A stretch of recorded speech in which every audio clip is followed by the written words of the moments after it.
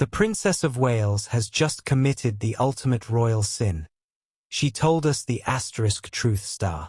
I know, shocking stuff.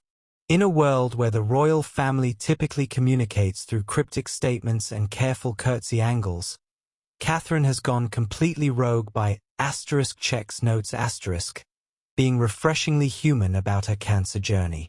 But before we dive into why this latest revelation has royal protocol experts clutching their pearls harder than the crown jewels, let's talk about what actually happened. Because trust me, this isn't your typical Kate wore the wrong shade of blue protocol breach we're used to. Welcome back to Royal Cookies, where we serve up the juiciest royal gossip with a side of heart-wrenching humanity.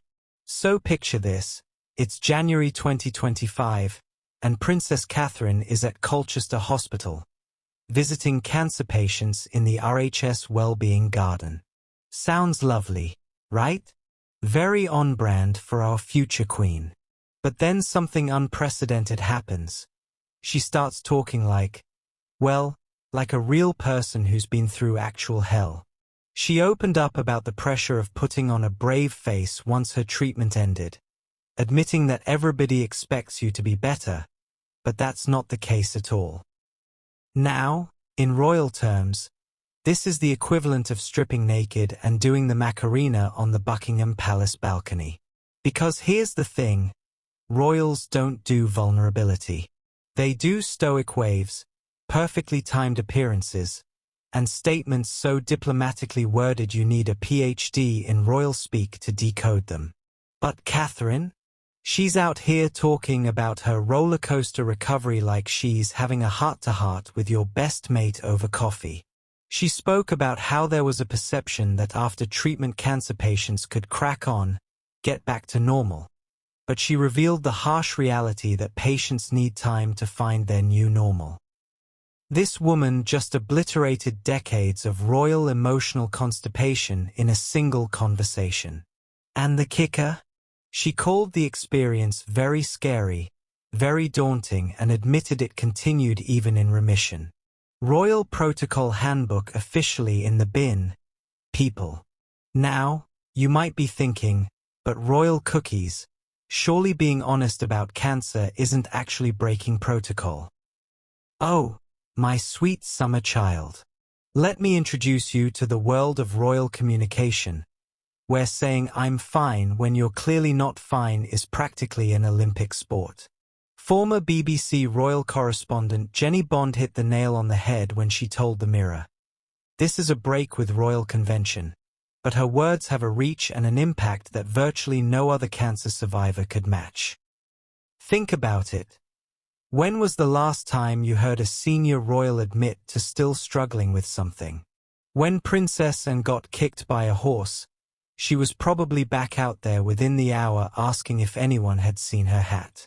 When Prince Philip had heart surgery, he was probably trying to drive himself home from the hospital. But Catherine's approach is revolutionary. She's essentially saying, you know what?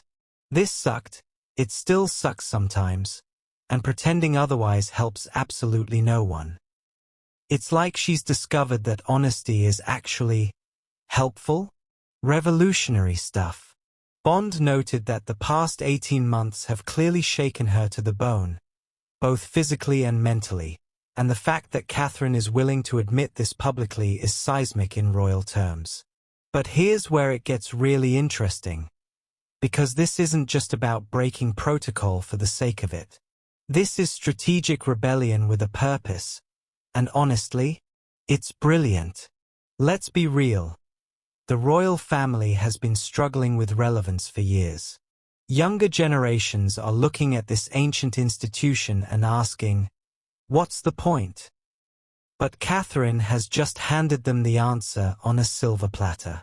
By being genuinely vulnerable about her cancer journey, she's not just breaking protocol, she's creating a new one. She's showing that royals can be both regal and relatable, dignified and devastatingly honest. Bond observed that Catherine is now part of the club no one wants to belong to, but she could prove to be its most valuable member. This is genius-level positioning. She's not just a princess who had cancer. She's a cancer survivor who happens to be a princess. The impact is massive. When Catherine talks about the pressure to appear better when you're not, she's speaking to millions of people who felt that exact same pressure. When she mentions finding a new normal, she's validating every person who's ever felt like they should bounce back faster than they're able to. This is the kind of authenticity that money can't buy and PR teams can't manufacture. It's the difference between being a figurehead and being a leader. And let's talk about the timing. This comes as she's easing back into royal duties after announcing her remission in January 2025. She could have easily slipped back into the traditional royal approach of never complain, never explain. Instead, she's choosing to use her platform to normalize the messy, complicated reality of cancer recovery. But this isn't happening in a vacuum. Let's zoom out and look at the bigger picture. Because Catherine's honesty bomb is landing at a particularly interesting time for the royal family. We're living through a fascinating period of royal evolution. King Charles has been dealing with his own cancer diagnosis, and the younger generation of royals is clearly taking notes from public opinion about what modern monarchy should look like. Gone are the days when the royal family could simply exist in their bubble of tradition and expect unwavering public support. They're operating in an era of social media, where authenticity is currency and relatability is survival. Catherine's approach is part of a broader shift we've been seeing. Remember when she and William broke Easter Protocol in 2024? Or when she's been photographed being genuinely affectionate with her children, rather than maintaining the traditional royal distance. But this cancer revelation takes it to another level entirely. She's not just breaking protocol. She's writing a new playbook for how royals can connect with people during their most vulnerable moments. Bond noted that it's incredibly refreshing for us to be told exactly what is going on and how Catherine is feeling. And she's absolutely right. Drop your thoughts in the comments below. I want to know if you're Team Sophie or if you think I'm seeing green where there's just good fashion sense. If you're obsessed with royal strategy and environmental impact like I am, make sure you're subscribed to Royal Cookies because we're serving up the most sustainable royal content on YouTube. And remember, in a world full of fast fashion and royal scandals, sometimes the most revolutionary thing you can do is wear your values on your sleeve, preferably in a gorgeous shade of green. Sophie's proving that environmental activism isn't just about what you do, it's about who you become.